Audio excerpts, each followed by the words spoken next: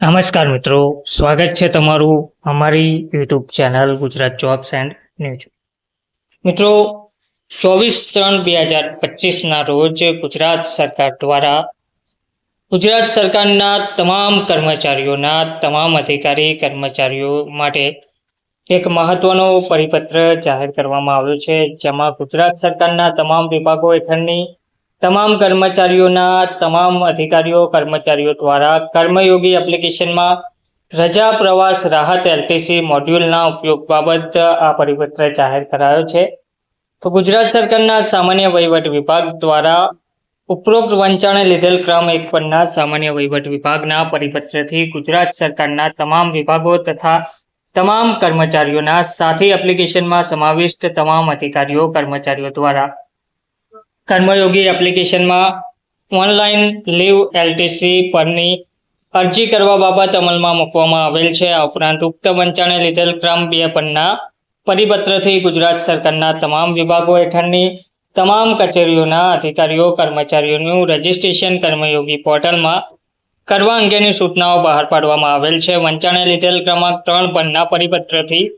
ગુજરાત સરકારના તમામ વિભાગો હેઠળની તમામ કચેરીઓના અધિકારીઓ કર્મચારીઓએ ફરજિયાતપણે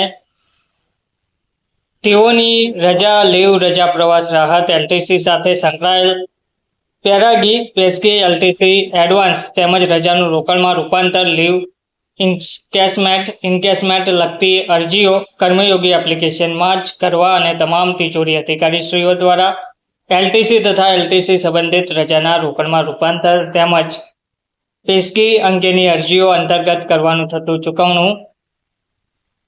ફરજિયાતપણે કર્મયોગી પોર્ટલ પર મંજૂર થયેલ અરજીનો પરત્વે જ કરવા અંગેની સૂચનાઓ બહાર પાડવામાં આવેલ હોવા છતાં અધિકારીઓ કર્મચારીઓ દ્વારા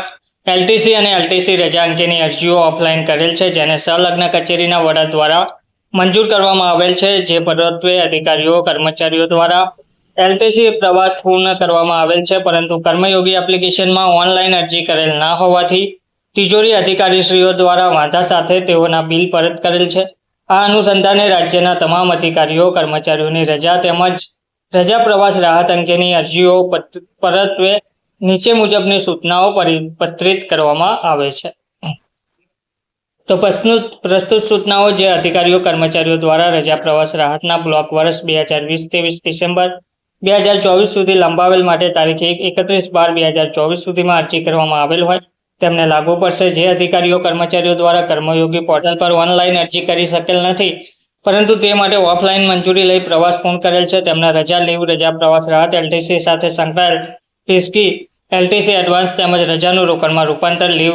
ઇન્કેશમેન્ટ લગતા ઓફલાઈન ઓર્ડર માન્ય રાખવાના રહેશે. જે અધિકારીઓ કર્મચારીઓ દ્વારા કર્મયોગી પોર્ટલ પર ઓનલાઈન અરજી કરેલ છે પરંતુ તે અરજીમાં પ્રવાસનું સ્થળ, પ્રવાસની તારીખ અને સમય,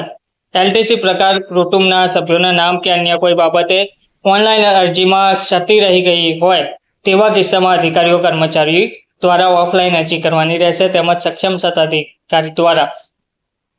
સવિવેક અનુસાર તે અંગે ઓફલાઈન ઓર્ડર કરવાનો રહેશે. ઉક્ત મુદ્દા 1 અને 2 મુજબ ઓફલાઈન ઓર્ડર